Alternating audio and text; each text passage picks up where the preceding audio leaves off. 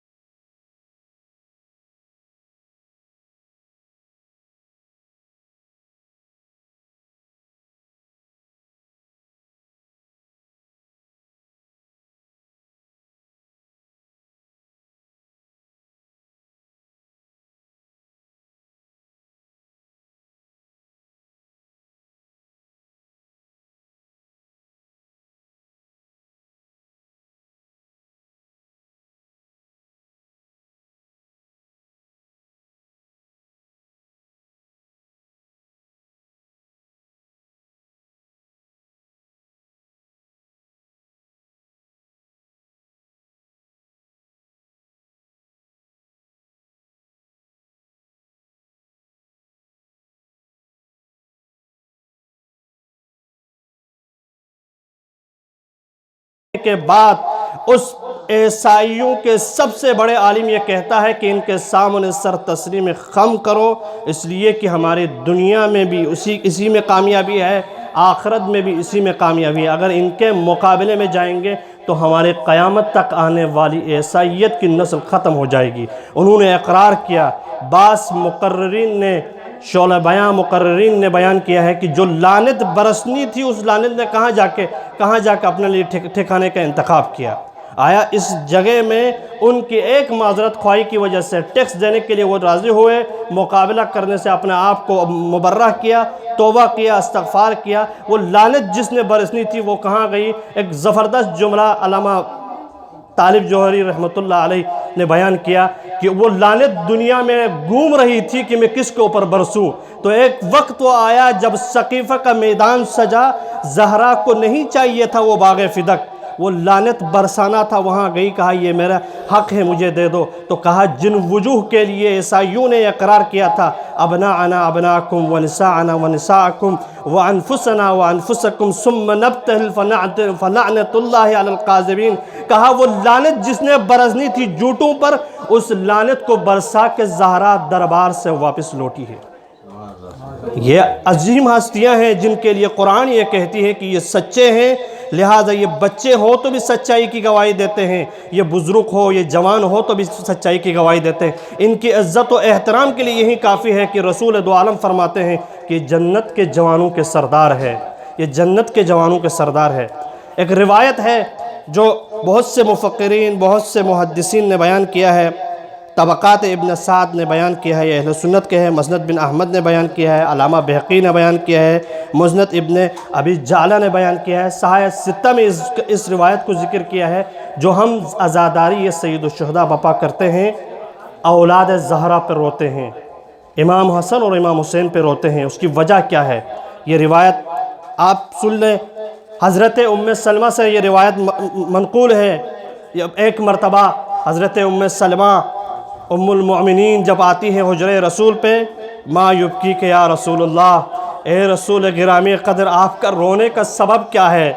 تو اس وقت فرماتے ہیں، قال رسول الاعظم صلی اللہ علیہ وآلہ وسلم آتانی جبرائیل واخبرنی ان ابنی الحسین یقتل بعدی بارض یقال لها بکربلا وآتانی بتربة حمراء اذا تحولت هذه تربة دمعا فاعلمی ان ابنی قد قتل۔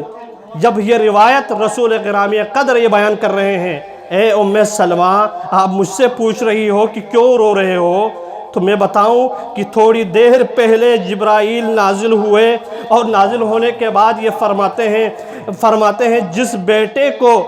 آپ سینے سے لگا کے محبت کا اظہار کرتے ہو، یا رسول اللہ اس بیٹے کو قتل کیا جائے گا جس زمین کا نام کربلا ہے، وہاں پہ آپ کے بعد اس کو قتل کریں گے آپ کی امت۔ پھر اس کے بعد کہا وَآتَانِ بِتُرْبَةٍ، جبریل نے مجھے ایک تربت دی ہے، بِتُرْبَةٍ حمراء، ایسی تربت اذا تحولت هذه التربة، اے ام سلمہ اس تربت کو اپنے پاس رکھنا، جب اس کا رنگ تغیر ہو گیا یا جب اس کا رنگ تغیر ہو جائے، خون بن جائے، سمجھ لینا میرا حسین کربلا کی سرزمین میں قتل ہو گیا۔ فَاعْلَمِي أَنَّ ابْنِي قَدْ قُتِلَ، بتحقیق میرا لخت جگر کربلا میں قتل ہو گیا۔ جب اسی لیے یہ روایت تمام اہل سنت نے بیان کیا کہ رسول سے ہے یہ روایت، رسول اپنی حیات طیبہ میں حسین کا تذکرہ کرتے ہوئے اشک بہا رہا ہے، اور ام المومنین یہ فرماتی ہیں اس کا سبب کیا ہے؟ رسول نے کربلا کی وہ مٹی جو جبریل دے گئے تھے اسے حوالے کر دیا۔ آنے والے نسلوں کے لیے یہ بیان کرنا مقصود ہے کہ آنے والے نسل حسین کا غم رسول منا گئے ہیں، لہٰذا ہر سال، ہر وقت، ہر آن آپ بھی تذکرہ حسین کرو، اس لیے کہ وہ صبر کا پیغمبر رسول جب اب اپنے لخت جگر کے قتل ہونے کا، شہید ہونے کا تذکرہ جبریل کی زبان مبارک اور امین وحی سے جب سنتا ہے تو اس رسول کے رخسار پر بھی اشک جاری ہوتے ہیں۔ میں اور آپ کی کیا اوقات، امام جعفر صادق فرماتے ہیں اپنے گناہوں کی مغفرت کے لیے فرزند زہرا پہ رویا کرو، اس لیے کہ تمہارے گناہوں کے کفارہ یہی ہے کہ وہ تمہارے گناہ معاف ہو جاتے ہیں۔ ایک اور روایت جو علامہ بغدادی نے لکھا ہے اسی روایت کے ضمن میں، وہ روایت کیا ہے؟ اپنے اہل سنت ان محققین کے لیے، ان قلم اٹھانے والوں کے لیے اور ان خطیبوں سے مخاطب ہو کے وہ کہتے ہیں کہ تم پر وائے ہو، رسول گرامی قدر نے جب فرمایا کہ حسین کے غم کو منانا عین عبادت ہے اور حسین پر مخزون ہونا، حسین پر اپنے اشکوں کو بہانا عبادت میں شمار ہوتا ہے، تو علامہ بغدادی یہ لکھتے ہیں کہ ایک مرتبہ رسول گرامی قدر کے دوش مبارک پہ ابراہیم ہے، ایک دوش پہ جناب حسین ہے۔ جب دونوں بیٹوں سے محبت کا اظہار کر رہے ہیں تو امین وحی نازل ہوتے ہیں، نازل ہونے کے بعد کہتے ہیں یا رسول اللہ آپ کو دونوں بیٹوں سے بہت محبت ہے، بہت پیار ہے، آپ چاہتے ہیں کہ ان دونوں سے اتنا پیار کریں، اتنا محبت کریں۔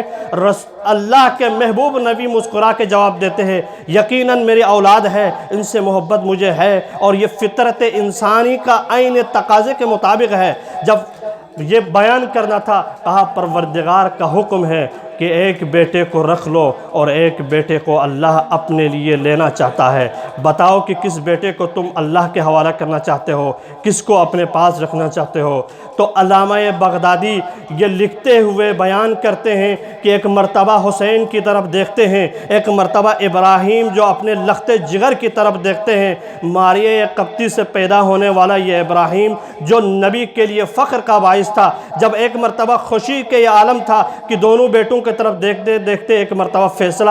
چونکہ جواب چاہیے تھا جبریل کو، ایک مرتبہ متوجہ ہوئے، کہا میں ابراہیم کو تو حوالے کر سکتا ہوں، اس لیے کہ جب ابراہیم کو اللہ کے سپرد کر دوں گا تو اس کا غم میرے لیے ہوگا، حسین کو میں اس لیے آپ کے سپرد نہیں کر سکتا ہوں اس لیے کہ اس کا دنیا سے جانا اللہ کے پاس میرے لیے بھی غم زدہ ہے، میرے لیے بھی غم کا باعث ہے، علی کے لیے بھی غم کا باعث ہے، سب سے بڑھ کے میرے دل کی ٹھنڈک فاطمۃ الزہرا بضعت رسول کے لیے بھی غم کا باعث ہے، اس لیے کہ حسین کے جانے سے 3 لوگوں کو غم ہوتا ہے لیکن ابراہیم کے جانے سے صرف فقط رسول کو غم ہوتا ہے۔ یہ وہ انتخاب تھا جو رسول نے اپنی زندگی میں ابراہیم کو حوالے کیا، حسین کو بچایا تھا، یقیناً یہی تھا کہ کربلا میں حسین کام آنا تھا، اسی لیے اسلام کو بچانے کے لیے اس پورے کنبے کی خاطر اپنے رسول گرامی قدر نے ابراہیم کو حوالے کیا، حسین کو اپنے لیے رکھا۔ یہی حسین تھے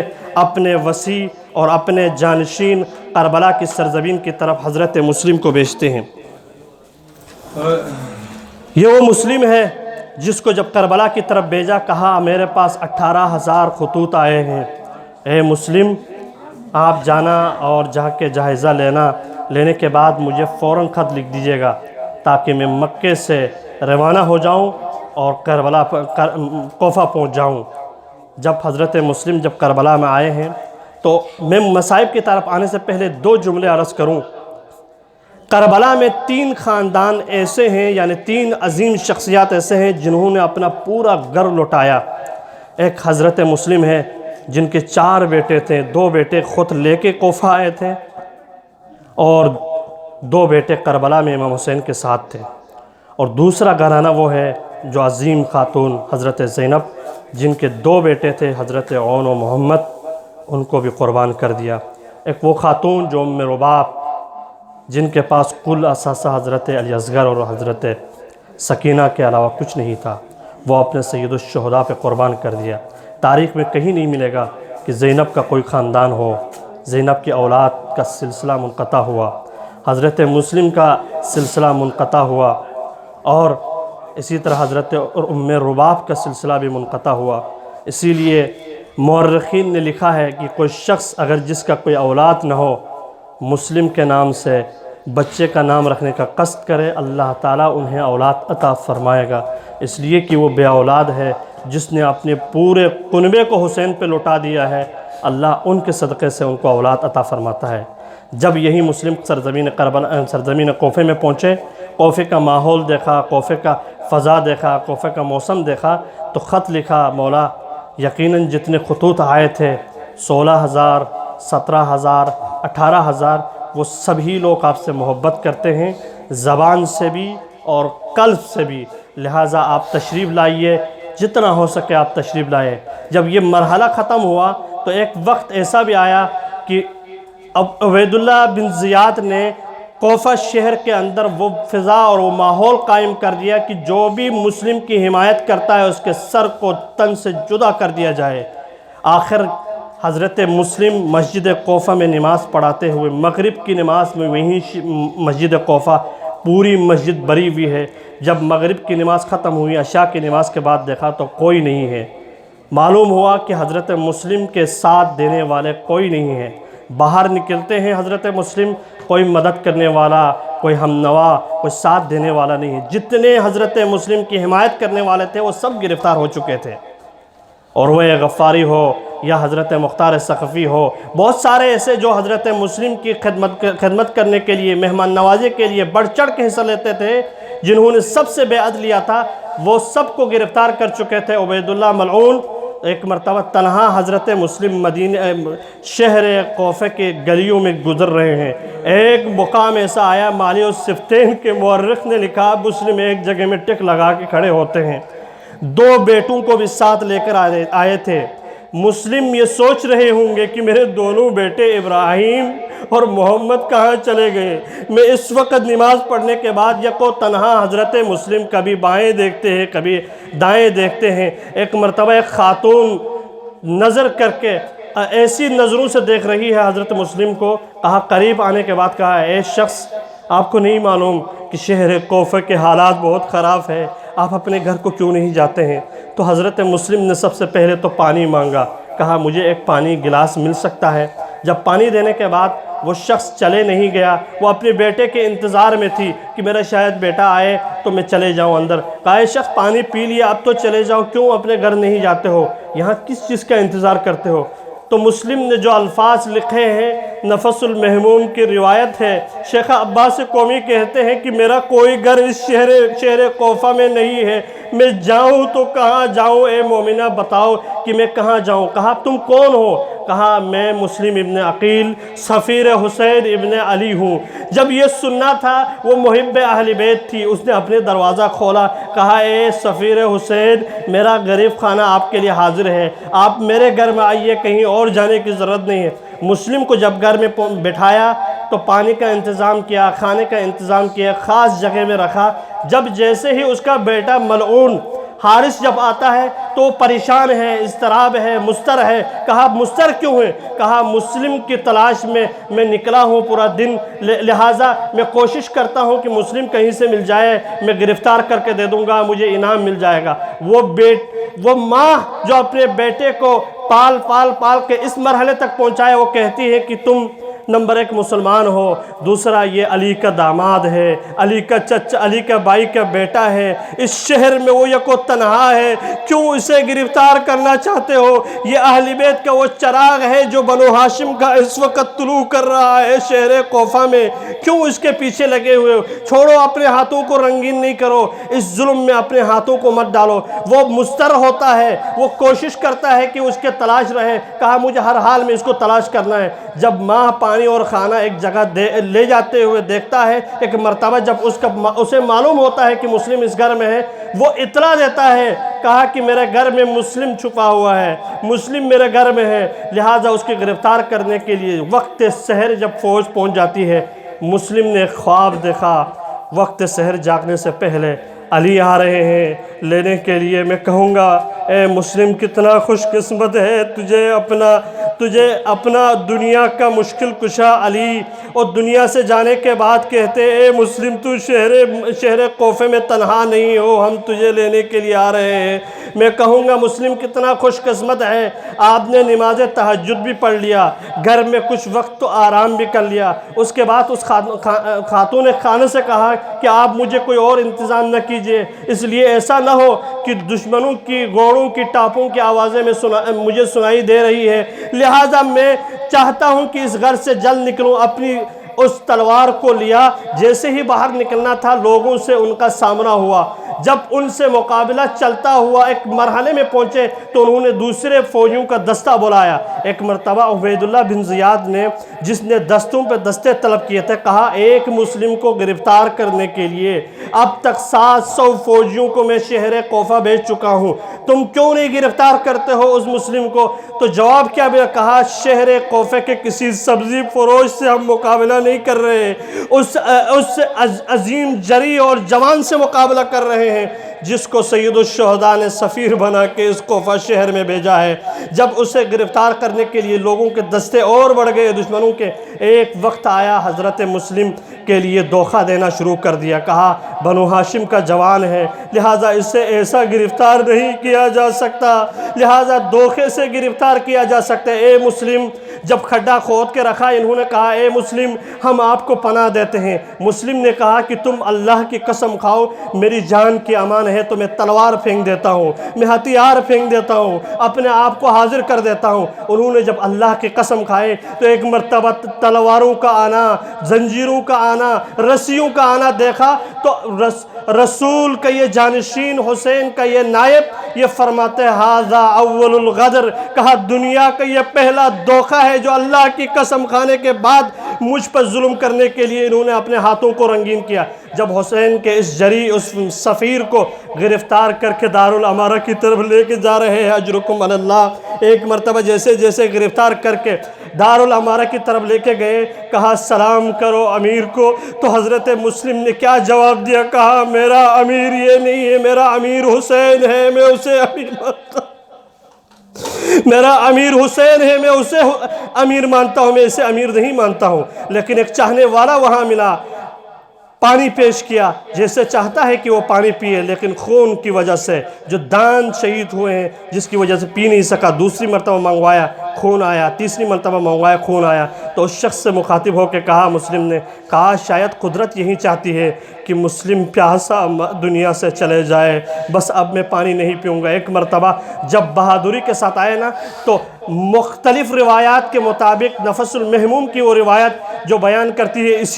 اسی دربار میں جب امام زین العابدین کو لایا گیا تو یہی شخص کہتا ہے میں نے جب حضرت مسلم کو دیکھا تھا تو سینہ تان کے بیٹھا تھا، جب وقت کا امام زین العابدین اسی دربار پر آئے تو اس وقت سینے کو جھکا کے، آنکھوں کو جھکا کے میں نے دیکھا، مولا وجہ کیا ہے، آپ وقت کا امام ہے، آپ آنکھوں کو جھکا کے یہاں بیٹھے ہوئے ہیں۔ حضرت مسلم کو میں نے جب دیکھا تو وہ سینہ تان کے بیٹھے ہوئے تھے، تو کہا اے سوال کرنے والے آپ نے انصاف نہیں کیا، میرے ساتھ میری پھوپھیاں بھی ہیں، میری بیٹیاں بھی ہیں، میں یکو تنہا نہیں ہوں، مسلم تنہا تھے اس لیے دشمن کا مقابلے کے لیے سینہ تان کے بیٹھے تھے۔ جب ایک مرتبہ دارالامارہ کے چھت پہ لے کے گئے تو مسلم کی دو سنتیں ہمارے لیے اسوہ کاملہ ہے۔ ایک سنت تو یہ ہے کہ کہا میں وصیت کرنا چاہتا ہوں، وہ وصیت یہ ہے کہ میں نے شہر کوفہ میں کسی سے قرضہ لیا ہے، اس قرضے کو لوٹانے کے لیے میرے زرہ اور میری انگوٹھی کو بیچ کے اس قرضے کو ادا کیا جائے۔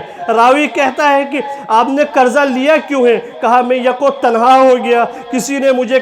گھر میں بٹھانے کے لیے کوئی تیار نہیں ہوئے، کوئی کھانا دینے کے لیے تیار نہیں ہوئے، تو میں نے قرضہ اس لیے لیا تھا کہ تاکہ میں کھانا دانے کا بندوبست خود کر سکوں، اس لیے کہ جب میں دنیا سے جا رہا ہوں تو میری زرہ اور انگوٹھی بیچ کے اس کے قرضے کو ادا کیا جائے۔ دوسری سنت، حضرت مسلم نے 2 رکعت نماز پڑھی اور پڑھنے کے بعد مولا امام حسین کی طرف اس پہلی مرتبہ ابا عبداللہ کے لیے کوفہ کے دارالامارہ سے سلام کیا، السلام علیکہ یا ابا عبداللہ۔ یقیناً روح جناب